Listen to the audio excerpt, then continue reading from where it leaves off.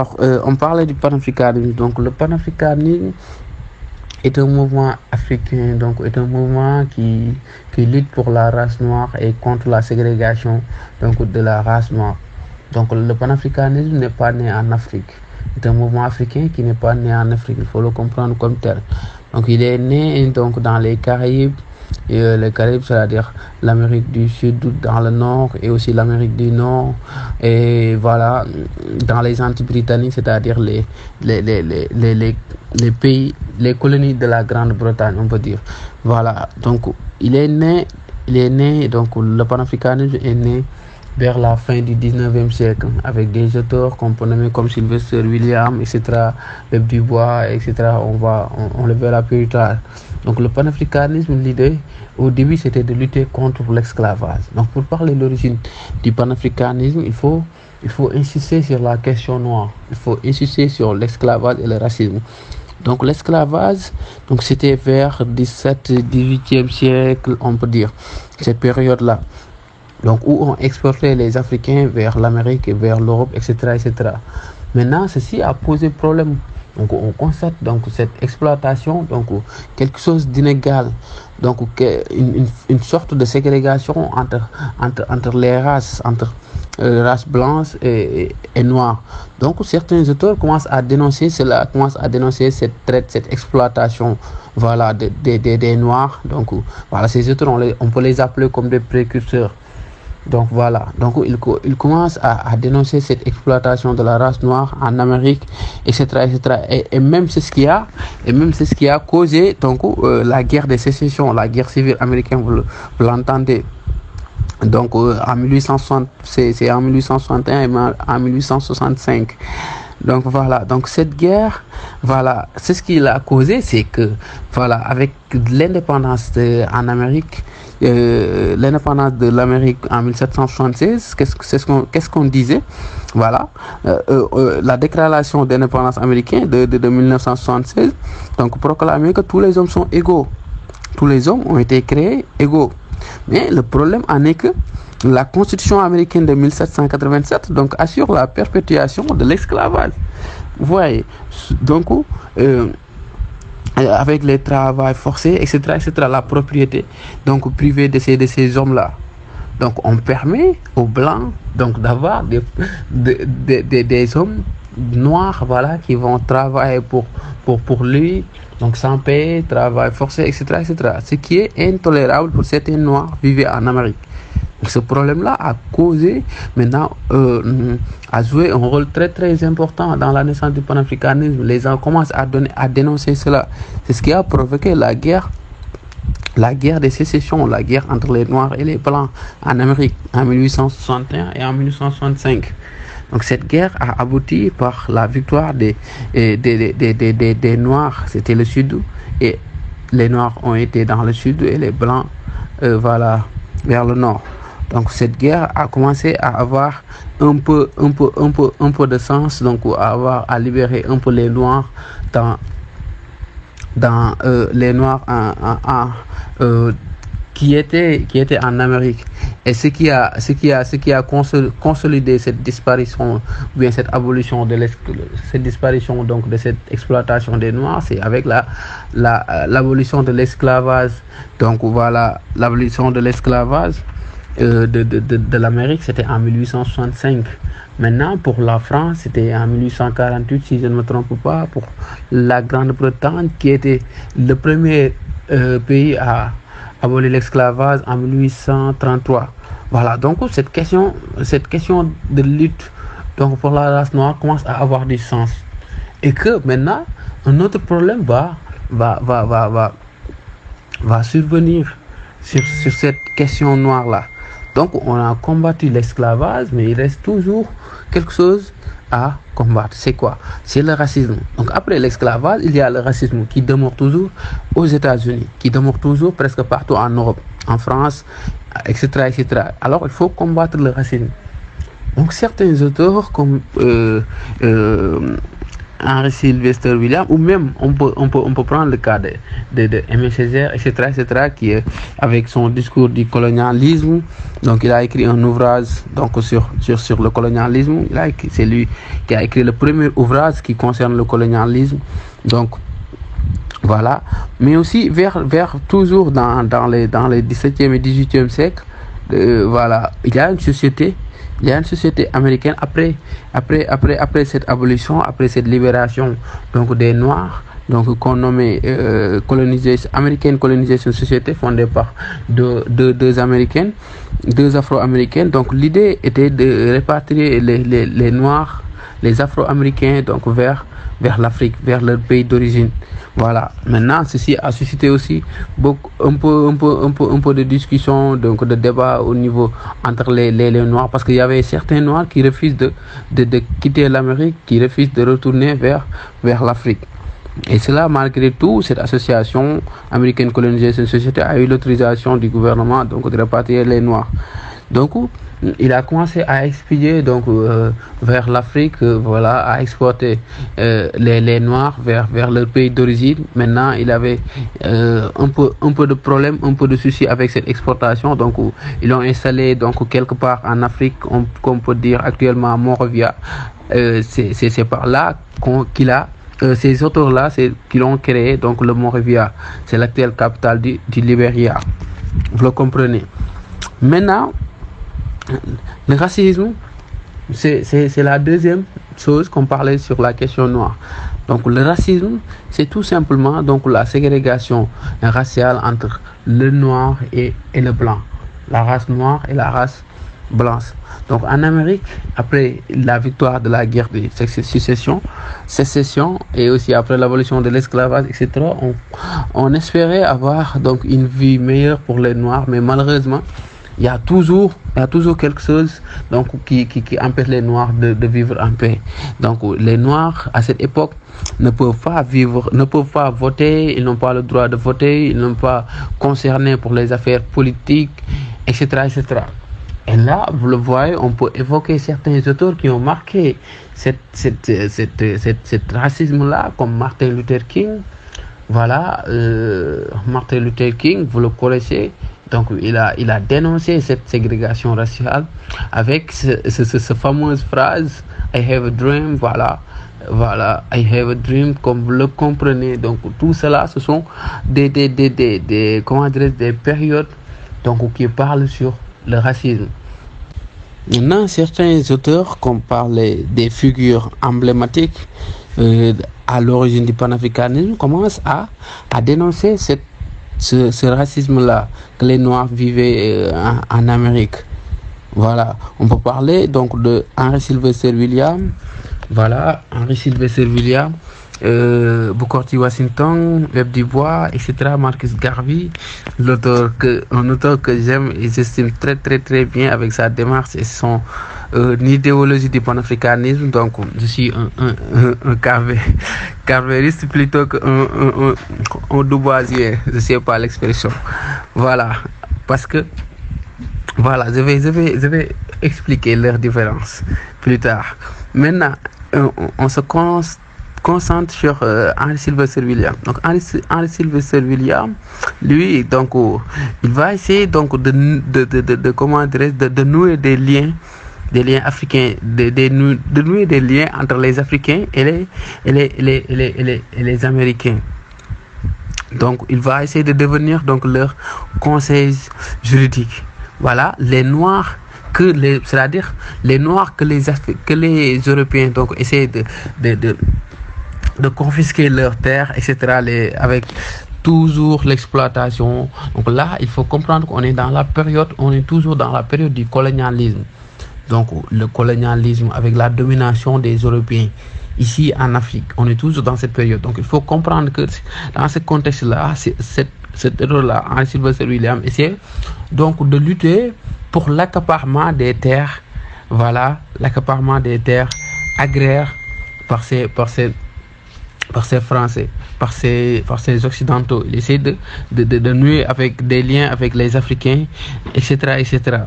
Donc Il a essayé donc de faire, voilà, de lutter contre cette question agraire. Donc, lui, pour son rôle, c'était de jouer sur cette question agraire-là pour que les Noirs récupèrent leurs terres et cultivent leurs terres.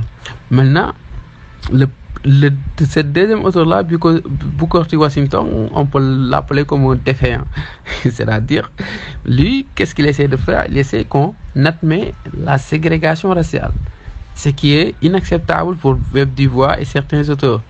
Vous comprenez? Donc, Booker T. Washington, pour lui, il faut qu'on admette la ségrégation raciale. Il faut que les Africains refusent l'idée de révolte ou de quérir donc l'amélioration du niveau de vie, etc., etc. Donc, il va essayer de fonder donc le National Business League vers les années 1885 et voilà, il va oser inviter les Africains à intégrer dans ce mouvement-là. Donc voilà, maintenant il fut soutenu par les Blancs du Sud, voilà, qui le considéraient comme qui lui donnent des subventions, etc., pour son entreprise, pour convaincre. Lui, son rôle, Booker T. Washington, son rôle est, voilà, de faire des discours, des débats partout pour, voilà, pour, voilà, convaincre les Africains d'admettre la ségrégation raciale, d'admettre que le blanc est supérieur leur noir. Donc il faut qu'on accepte ça, c'est-à-dire lui l'imbogone def moins pour que les noirs soient intégrés dans la société blanche. C'est que il faut que nous accepter que les blancs, par exemple, il faut que nous accepter que nous en quelque sorte, voilà. Donc nous avons etc., pour vivre en Amérique, etc., etc. Mon lolo le donne promouvoir, de conseiller les Africains pour nous admettre la ségrégation raciale, etc. Et c'est ce qui va dénoncer fortement par l'auteur qu'on va parler qui est Webb Du Bois. Donc Webb Du Bois et Marcus Garvey, ce sont les deux auteurs qui ont marqué l'histoire de l'origine du panafricanisme. Deux auteurs emblématiques qu'il faut comprendre leur idéologie, leur méthode, voilà, leur réalisation, etc., etc. Donc, Webb Du Bois, lui, il va essayer donc de prendre une nouvelle vision du panafricanisme. Il va centrer donc cette idée du panafricanisme dans la ligne des couleurs. C'est-à-dire lui, il ne va pas comme les autres précédents. Lui, ce qui l'intéresse, c'est que les Noirs doivent être comme les Blancs. Pas le fait d'admettre la ségrégation raciale comme Booker T. Washington, mais il faut que les Noirs qui vivent en Afrique ont les mêmes droits que les Blancs qui vivent en Amérique. Il faut que les Noirs qui vivent en Amérique ont les mêmes droits que les Blancs qui vivent en Amérique. Que ce soit droit civil, politique, intellectuel, moral, etc., etc. Parce qu'à cette époque-là, les Africains, les Afro-Américains ont été dépourvus de toutes ces lois-là. Donc, nous avons voté, voilà, nous avons mis une quête légale en Amérique, etc., etc. Ce qui est inacceptable pour Webb Du Bois. Donc, lui, sa politique était donc était d'aider les Noirs à conquérir donc certains droits, donc les droits qu'on a nommés tout à l'heure. Donc il va essayer de créer un mouvement qu'il nomme donc le NAACP, le NACP. Alors, Du Bois est un panafricanisme qui défend l'idée de valoriser donc la valorisation de la race noire. Donc, il mène un combat pacifiste, contrairement à Marcus Garvey, donc qui était un peu trop violent. Donc, il menait donc un combat pacifiste pour lutter contre le racisme. Donc, sa vision donc du panafricanisme est très très intégrationniste. Donc, sa vision, il faut le retenir, est intégrationniste. Si on dit intégrationniste, c'est aider les Africains à intégrer la société américaine. Car cet auteur-là, il voulait que les Noirs soient intégrés dans la société et avoir les mêmes droits civils, politiques et moraux que les Américains. Donc voilà. Donc avec ce mouvement-là qu'on a dit tout à l'heure, le NACP, voilà, il essaie de promouvoir ou bien de lutter contre l'égalité des droits et contre le racisme en Amérique. Aussi partout dans le monde. Maintenant, selon ses détracteurs comme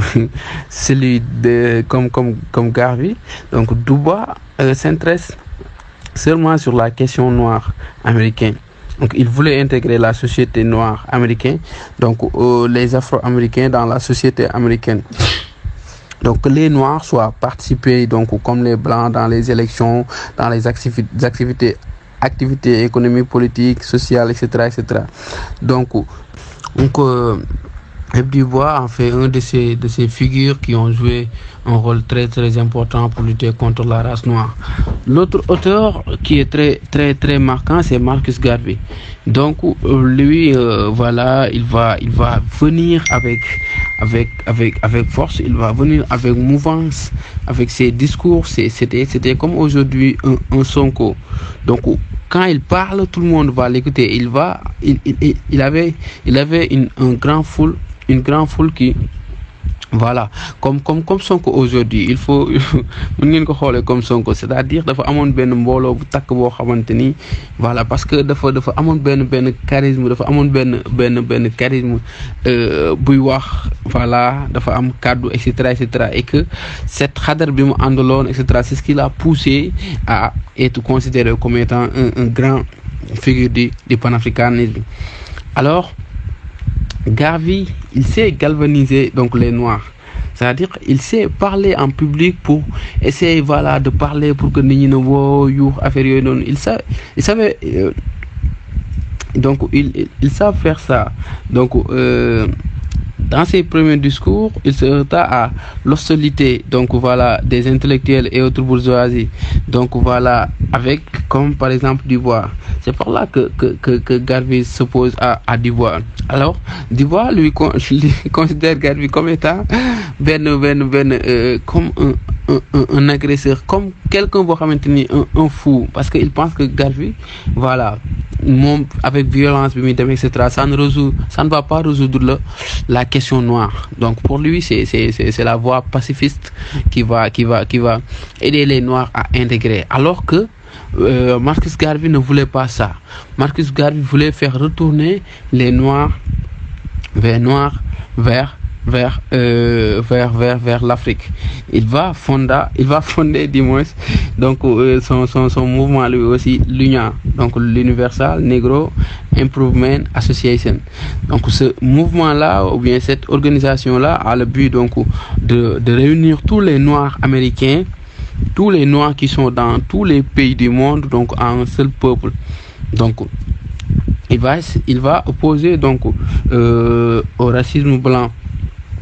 Donc et il va essayer donc d'écrire des articles pour dénoncer tout cela, avec donc voilà, le journal de Negro World.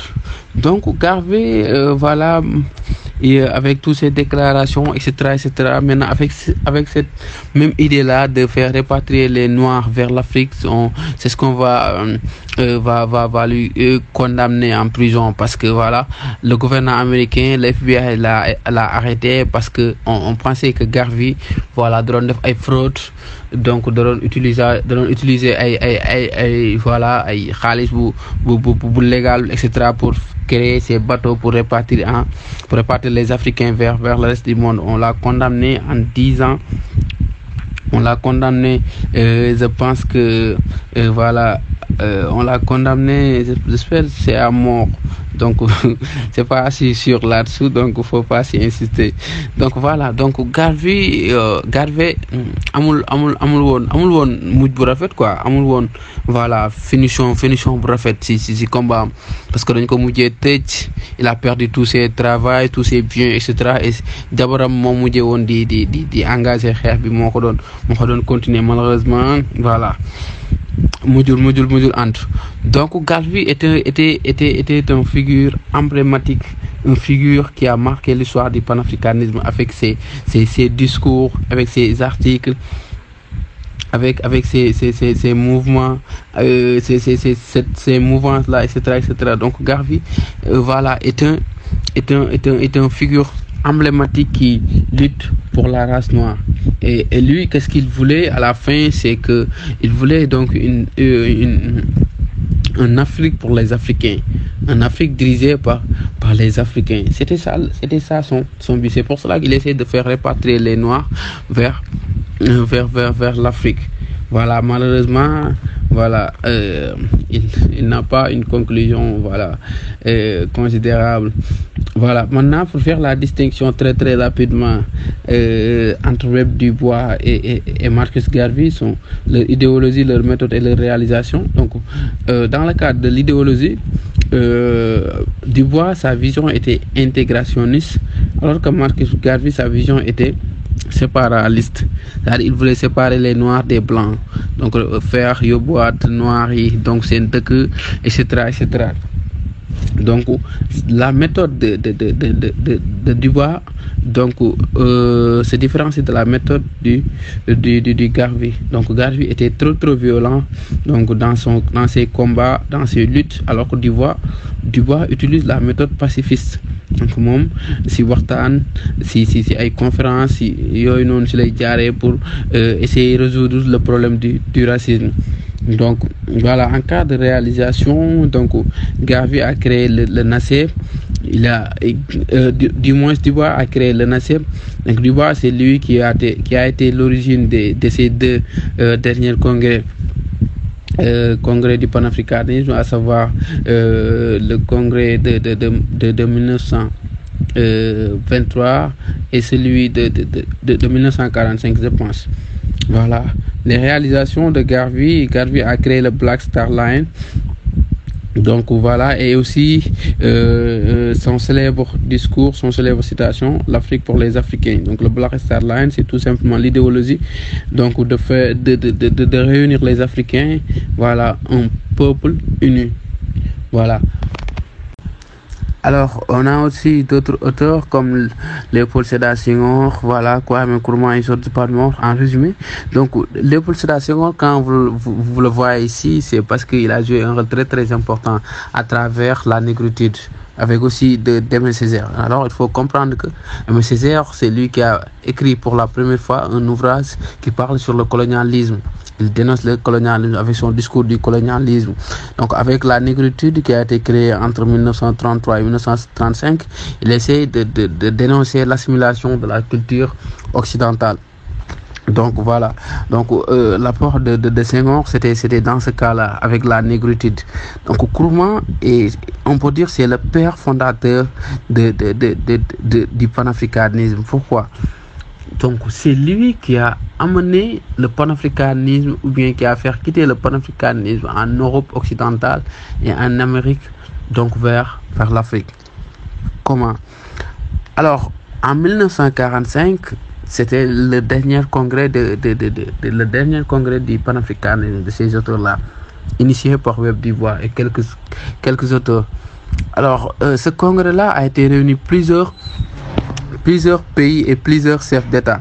Alors, en fait partie donc Kwame Nkrumah. Donc Kwame Nkrumah était l'un des chefs donc politiques en Afrique qui était dans cette comment dirais-je, dans ce congrès-là. Alors, après ce congrès-là, avec ces conclusions-là, je vous laisse lire le cours. Avec ces congrès-là, donc après avoir retourné en Afrique, Kwame Nkrumah veut créer une Afrique unie. Donc c'est ce qui va même à l'origine de l'OUA, l'Organisation de l'Unité africaine, devenue actuellement l'Union africaine. Alors, Nkrumah, avec cette idéologie du panafricanisme, donc voilà, le 6 mars 1955, il prononce un discours qui marque l'indépendance du Ghana en 1957. Donc c'est lui qui a changé après cette indépendance là le nom de Gold Coast en Ghana. Donc il faut comprendre que voilà, les Européens, les Occidentaux, lorsqu'ils arrivent à benn pays, dañuy jël xool benn tur bu leen neex bu dëppoo ak kii boobu noonu ñu tuddee ko. Alors Nkrumah bëggul woon voilà Gold Coast boobu noonu xamante ne Occidentaux yi ñoo ko fi def mu continuer là. C'est pour cela qu'il a créé le Ghana. Donc après l'indépendance. Donc cette indépendance du Ghana a joué un rôle très très important. Donc, avec aussi l'indépendance de Haïti, premier pays indépendant noir, avec Libéria, etc., ces pays-là indépendants, donc, ont joué un rôle très, très important parce que après leur indépendance, am nañ droit à organiser ay conférences etc., etc. Et par là que Kwame Nkrumah a commencé à nouer des liens entre les chefs d'État comment dirais déjà indépendants. Voilà. Par là, qu'est-ce qu'on va lutter maintenant? On va lutter l'indépendance, puisque le racisme, voilà, c'est un peu déjà clos. Mais ce qui nous reste, ou bien ce qui est plus important pour ces auteurs comme Kwame Nkrumah, c'est l'indépendance des autres pays. Et c'est ce qui a même provoqué la conférence de Bandung. Donc, cette conférence-là que vous avez appris en terminale, je pense, donc réunit plusieurs pays, donc colonisés, et pour lutter contre la colonisation de ces pays occidentaux. De ces pays occidentaux-là. Alors, j'espère que ces explications, c'est un peu clair. Donc, je suis un peu fatigué, c'est pour cela. Mais j'espère que, voilà, vous avez au moins compris quelque chose. En tout cas, prochaine fois, ou bien les prochains audios que je vais lancer dans ce groupe, je vais essayer de vous parler sur les conférences et leurs conclusions. Quelques explications détaillées sur les conférences. Voilà, jusque-là. Prenez soin de vous et voilà, bonne nuit.